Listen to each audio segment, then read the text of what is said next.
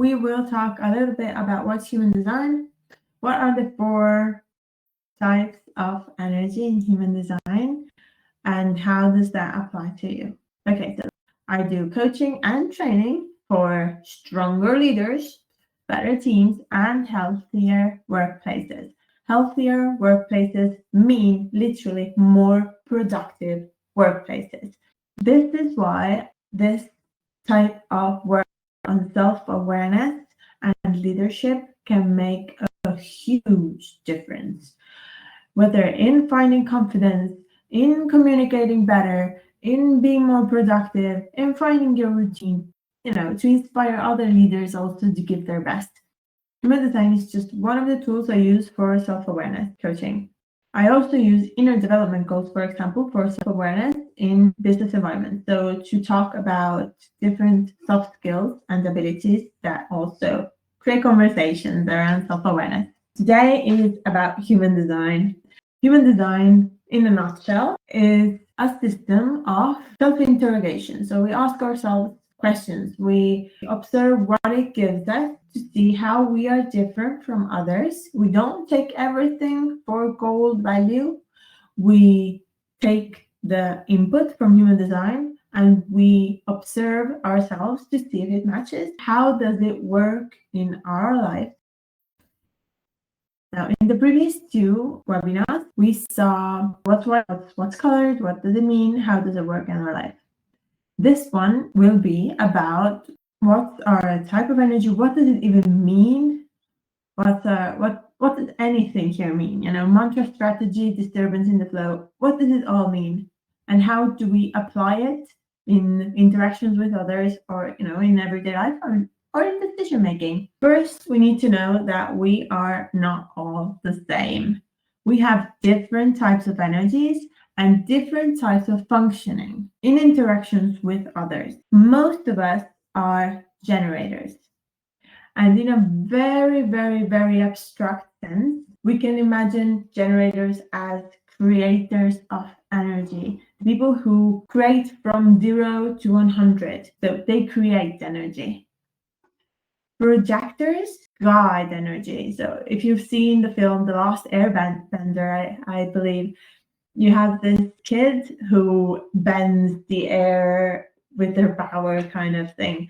So projectors get to know the energy very well to guide the energy towards most effective use of it. They're very good at creating teams and going for a purpose. Manifestors literally impact the energy around them. They're very active people. Instead, reflectors measure energy. So they absorb it, they reflect it, that's for the name reflector, and they measure what's going on around them. Having a specific type of energy doesn't mean that I have more or less success in a specific career.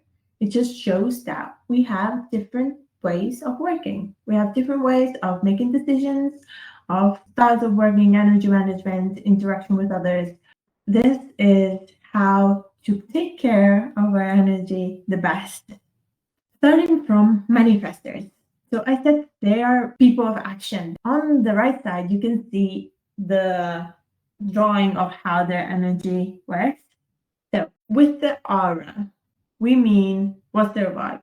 When they walk in the room, when they are in the group, how do we feel them without them doing, speaking, doing anything? When a manifestor comes in the group, we feel them as very impacting. We feel that they have power.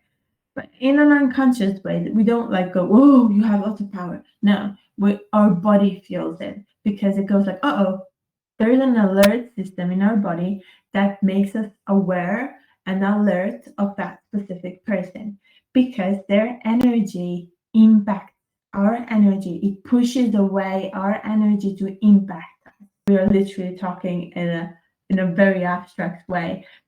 But in practice, it feels like, there's something with this person, I need to be alert with this person, even if they're like the kindest person ever. But their energy just pushes others' energies in order to impact them. it's very important for them to inform the people who will be impacted. So the mantra is basically the phrase we need to remember to have more flow in our actions, to make better decisions, to really find, for example, for manifestors, that feeling of in the flow, which is peace for them. Manifestors are the only ones who really don't feel aligned with their mantra. Everyone else does, but manifestors not so much, because they can't just understand why does anyone care what they're doing. So they can't see the point of informing. But once they inform the people around them who will be impacted by the decision. So for example, if you have a new project or a new client, or you're going on your new path, it's better to inform your collaborators so that they know what you're doing and they can help you out or get out of the way. Because when you don't inform, what happens? That feeling in others, that is not good or bad. It's a feeling. That feeling in others makes them want to understand what you're doing. So they could be slowing you down with questions, with their actions. They don't do it on purpose. None of this is conscious usually. It's just how interactions with the energy work. What happens is that once you inform them, they feel at ease. We know what he or she is doing, we can help them out, or we can just go our own way. And this is where manifestors feel more at peace, because they have their freedom of action. They just go, they just do it, and they don't have any disturbance on their way. When they don't inform people around them, the sign of disturbance is anger, because they feel angry. Why are you slowing me down? What's in it for you for slowing me down? The disturbance and in the flow parts in your chart are there to show you what to observe in order to understand if we are working in alignment with our energy, if we are working in the flow, or maybe we didn't inform someone in case of manifestors. If a manifestor feels anger, it's a moment to stop and ask, who did I not inform that was impacted? The superpower is their best use of energy, how it works, how, like in the work environment, for example, what's their superpower in there, right? Their characteristic. And in their case, it's creating impact, right? Impacting people, and speed. They can go from decision to action in light speed. They're the fastest people to do anything. It also means that working in groups is not for them, because they need their own creative freedom. Usually their working style is more solitary, so they're usually not team people. And working in teams slows them down a lot. They're not using their superpowers working in teams. Very powerful, impactful, solitary. They need to delegate things that are for a long run. So if they have a long run project, they have all the energy to start it, to push it, to make it work, but then they need to delegate if it needs long time maintenance, for example, because they don't really have the energy for that. Best way for them to use their energy is in sprint combined with rest. That means that maybe they work for 2-3 hours, and then they take an hour, 2 hours to really rest, recalibrate, regenerate the energy, and then to go for another sprint.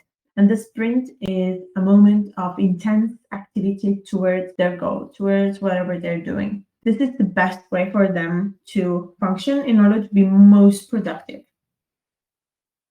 which is already different from how we are used to, right? From 8 a.m. to 8 p.m. sometimes, going all day long, working, and then maybe having a half an hour of lunch break or something. That's something we see as super productive. But for manifestors, it simply isn't. They need some hours of sprint, rest, some other hours of sprint, and they do a lot more than just working a whole day restlessly. So how does a manifestor make better decisions? First of all, they have an impulse.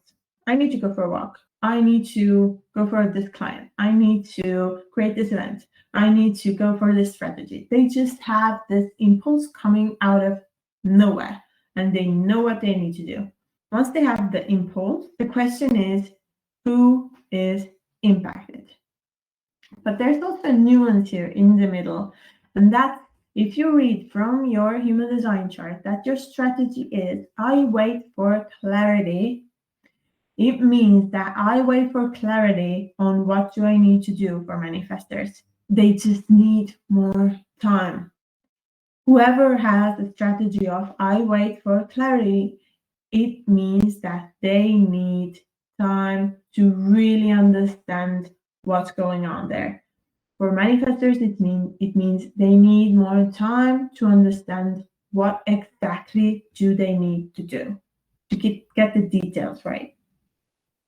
And once they have that, so maybe they need to sleep on it, maybe a week needs to pass.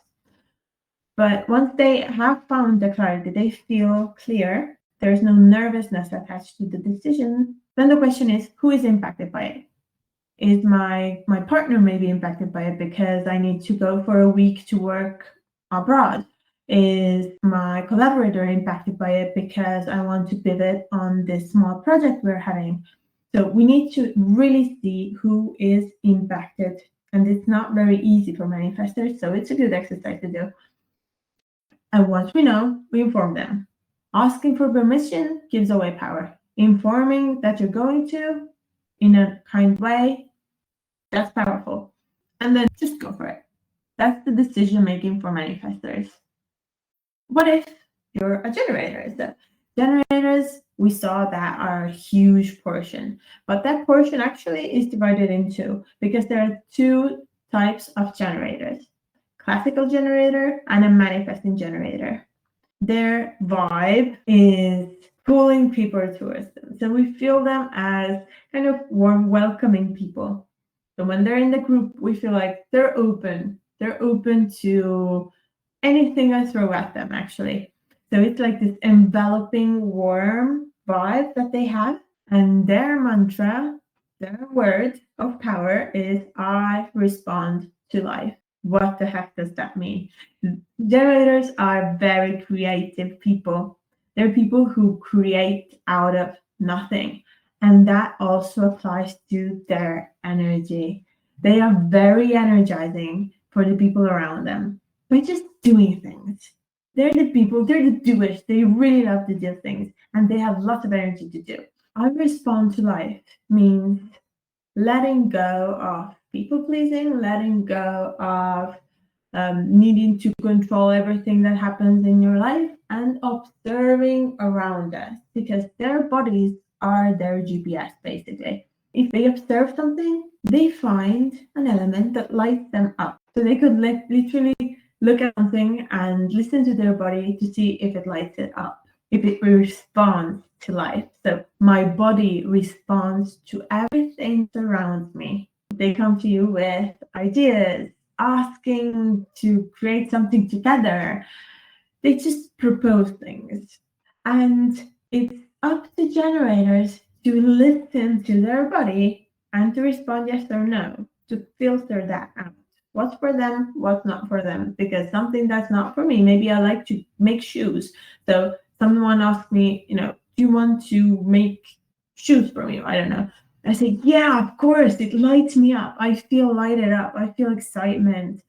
But maybe I asked that from another person. They're like, no, they don't feel anything about it. Maybe they think it's a nice project because they've never done it. So they say yes. But it's a decision made by the mind and it doesn't feel satisfying for them afterwards.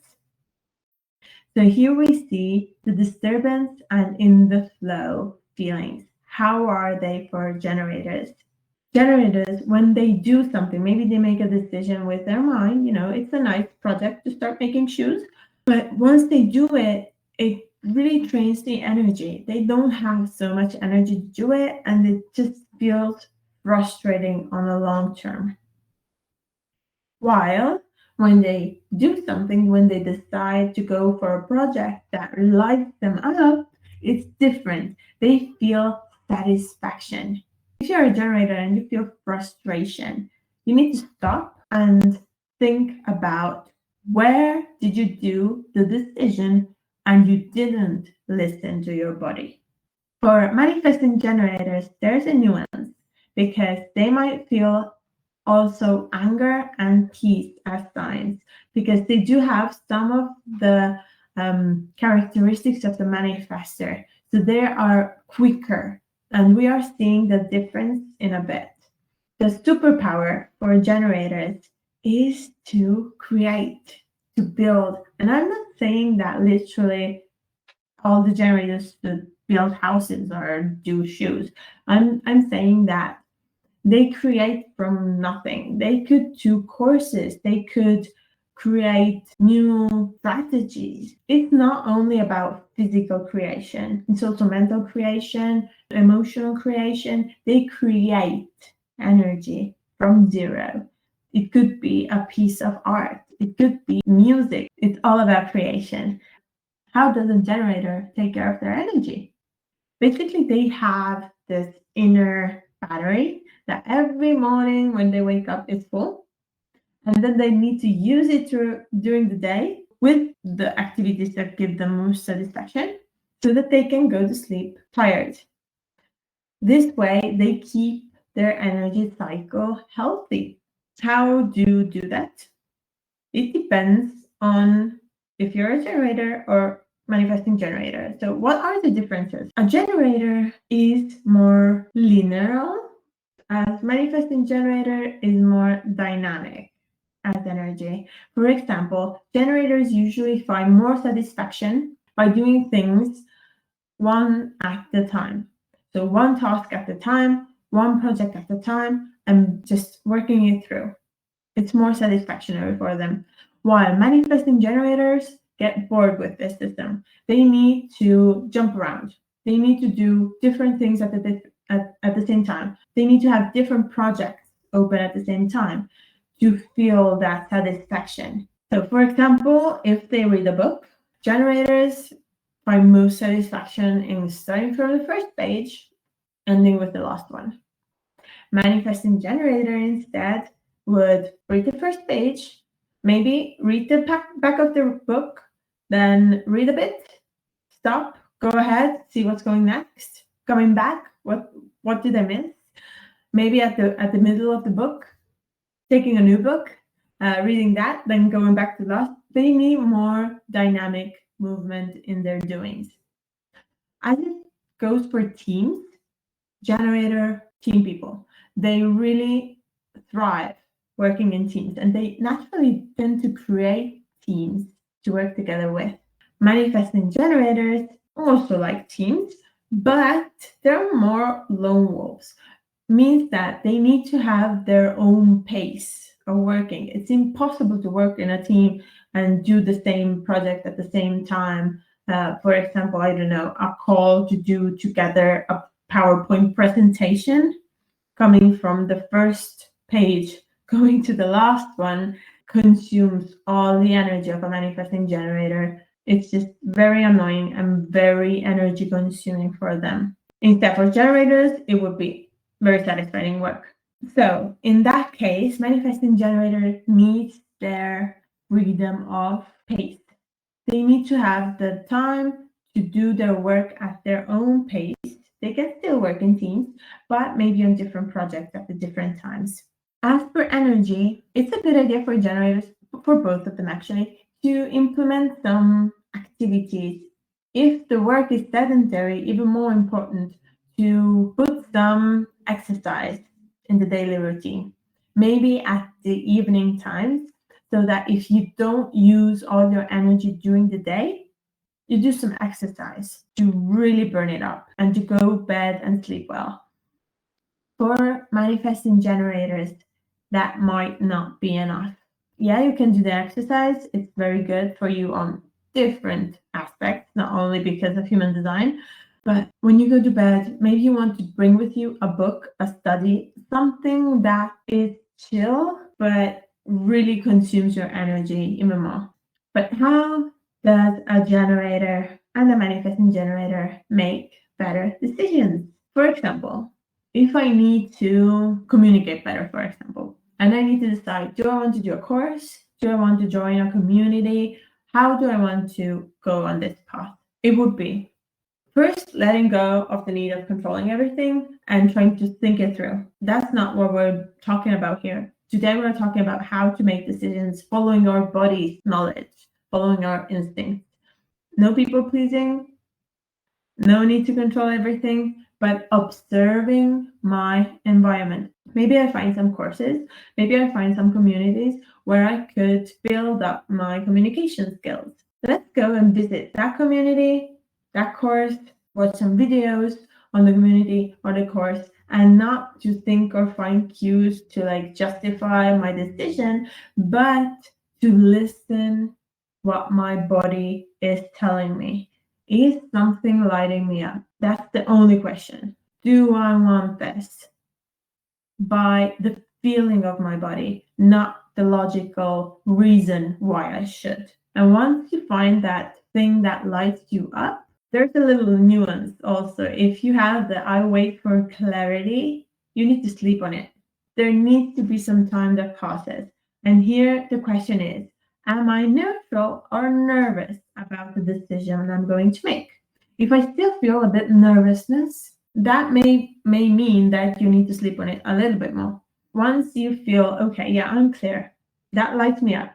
I like this decision. Go for it. That's done. Decision is already done. Just go for it.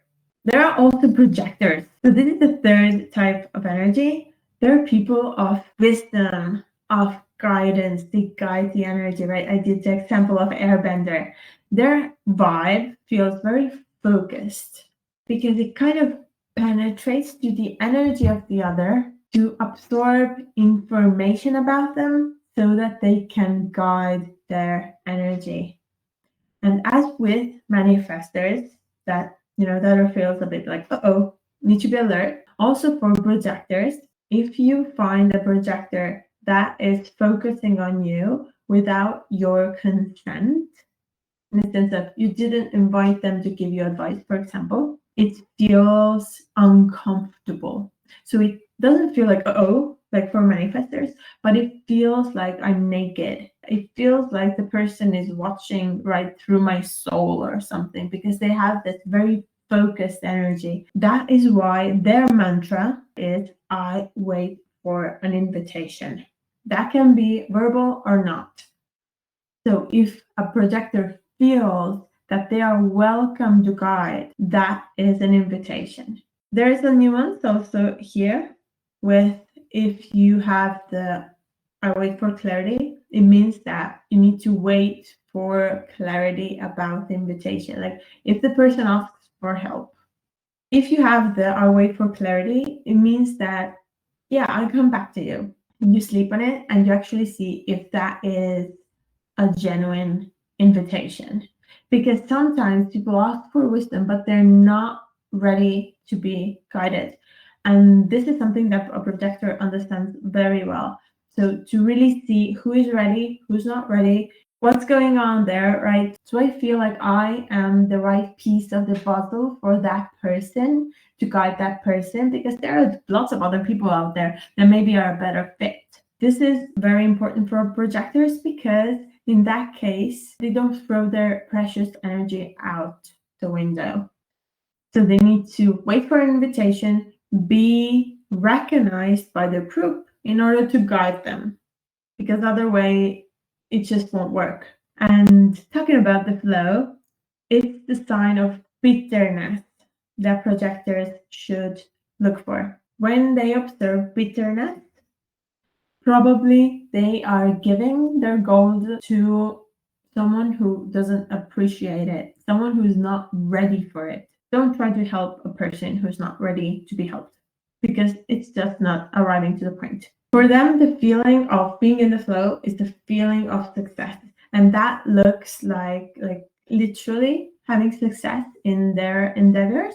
It's also a feeling, and it's also creating success for others who they guide, because they are very good at seeing what's the best use of energy for people. They have this kind of superpower of understanding energy of others and really almost like tasting it.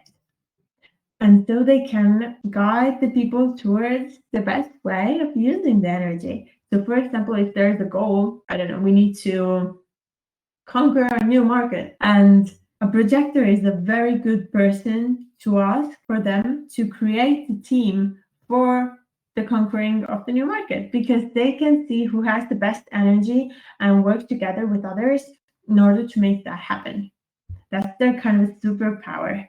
So seeing the other and guiding towards the best use of energy, the best use towards a goal. For them, the working style would be observing in group situations. So they could probably be the ones who look what's going on, right? And then they have most likely one-to-one conversations with people. It's more effective for them to have one-to-one conversations to really capture that one person, understand what's going on there, to guide them. It's not working so well in group environment because it kind of, the focus gets lost. And it's very important for them to really delegate, because the best way for them to take care of their energy, the use of energy, is in sporadic sprints. That means working maybe 2-3 days a week, whole day, like everything I need to do, I put it on that day, and every other day is rest for me, just gaining back my energy. They don't have that infinite source of energy like generators. It's just not there. They function in a different way. So they need to have those days when they like go, go, go, go, go, and they're super productive. But then there are other days that they need to rest. If we watch our work environment, this is not sustainable for projectors. So probably they are not being used at their maximum superpower that they could have, because they're just worn out. Their energy isn't just there because they don't have enough time to rest. So we're not using their superpowers. But how does a projector make better decisions? First of all, they need to be invited. So I wait for invitation, verbal or not verbal. Okay. Once I'm recognized as a projector, or I'm invited to share in a conversation, share a little. Because projectors sometimes tend to overshare. You're like, oh, finally, that person is open for me to guide them. I tell everything. But that's too much. Share a little bit. And then check what happens. Do you feel like the other person is ready for the next step? Or do they still need to metabolize, test it out, do their thing before the next step? And also, invitations expire sometimes. And another times, people ask you for guidance for the things that they are not ready for. So this is very important to really feel if the puzzle piece fits right. Generally, if it doesn't fit, it just leaves you bitter. Once everything's okay, well, just go for it. And the last type of energy are the reflectors. They are very adaptive and mirroring beings. They kind of mirror back the behavior of people in a group. So if they are in one group, they totally mirror that behavior. Then you take a reflector and you put it in another group that's completely opposite. Maybe, one is the rebellion on the streets for the right cause, and they're the super rebellions. Then you put them in the classroom with all suit and tie, and they're composed, right? And they're the most composed and suit and tie. So all the communities you put them in, they reflect back everything that's happening there. The vibe, the general vibe of the community, the behaviors, the energy, everything gets reflected back as a mirror.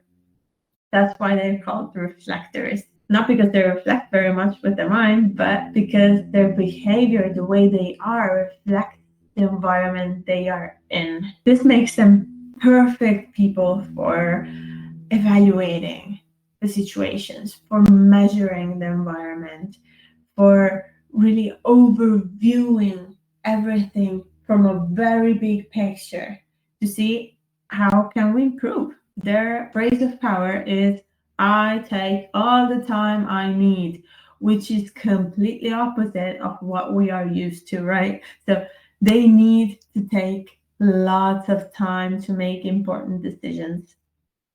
You go for them with an important proposal that might be, let's open a new huge project on this aspect of our business, right? And they need time. They need at least a month of time to talk through with the people they trust, to really see what's going on there, to gain all the point of views and clarity they need in order to make it happen. Their sign of disturbance is disappointment. So when a reflector feels disappointed, it's probably because they're not in the right place. The flow in that environment is not working. I know that reflector kind of understands what I'm saying, where most of the environments they're in are disappointing. But when they're in the flow, when they have found the right work environment, the right communities, they feel wonder, they feel amazement. Oh, it's like everything's surprising for them.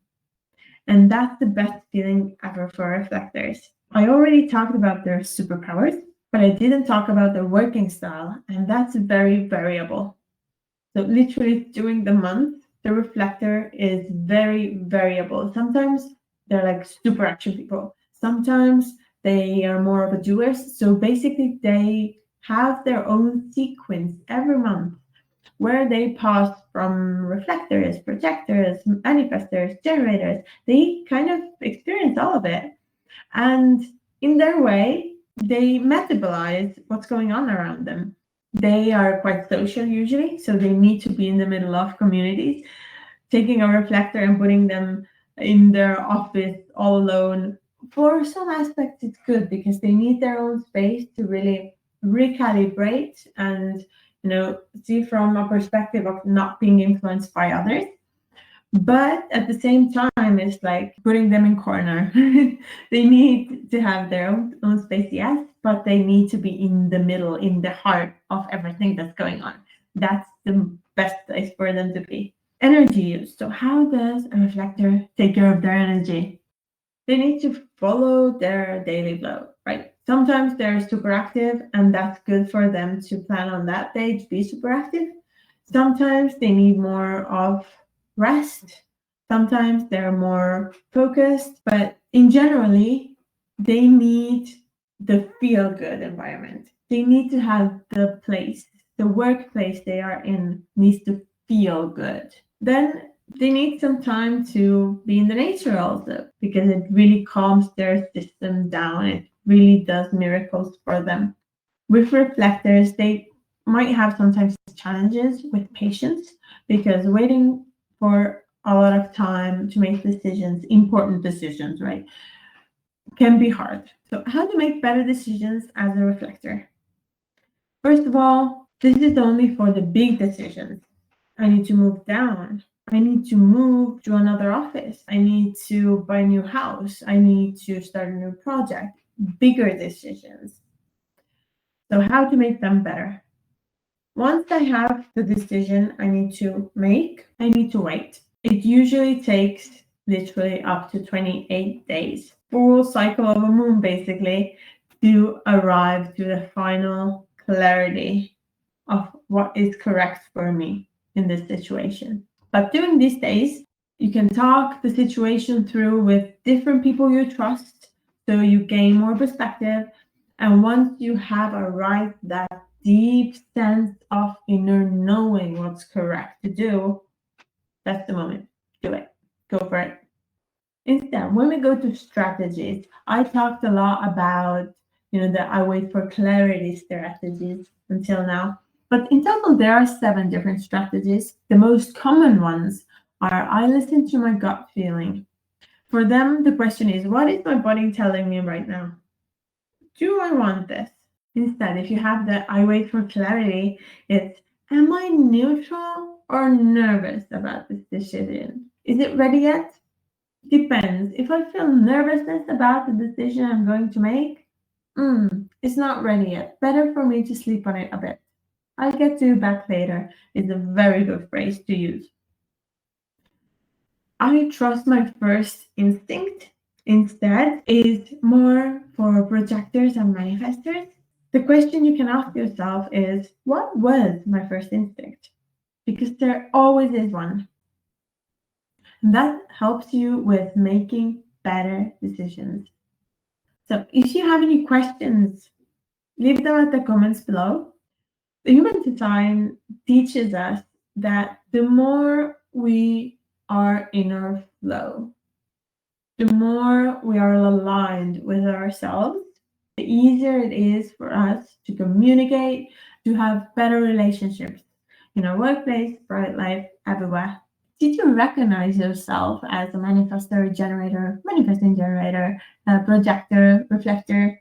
And as promised, I will also leave you with some homework. Take your diary, notebook, whatever you like, and reflect. Take time to reflect. For manifestors, the questions are, how do you impact the others? How has your impact changed situations in the past? If you are finding it struggling to do it by your own, ask for the people around you, ask from your loved ones. Instead, if you're a generator or a manifesting generator, what gives you energy and satisfaction? Second question is, what drains your energy? For projectors, the questions are, on what areas can you really help others? The second one is, observe yourself. When are you giving without being asked for? And this helps you find the areas where you are draining yourself. For reflectors, who are the people around you that light you up? And also, where are your feel-good spaces? Very important for reflectors. If you want to work together with me, for individuals, leaders, I do personalized coaching to help them stay productive, reduce stress. It's mostly to gain confidence, clarity, improve communication, leadership skills, boost motivation, productivity, performance, create work-life balance, turn obstacles into opportunities. So if you want to work together, book a free call on my website, gretemerlin.com. For teams, I can help with training and workshops to improve communication, motivation, and collaboration between team members. Thank you.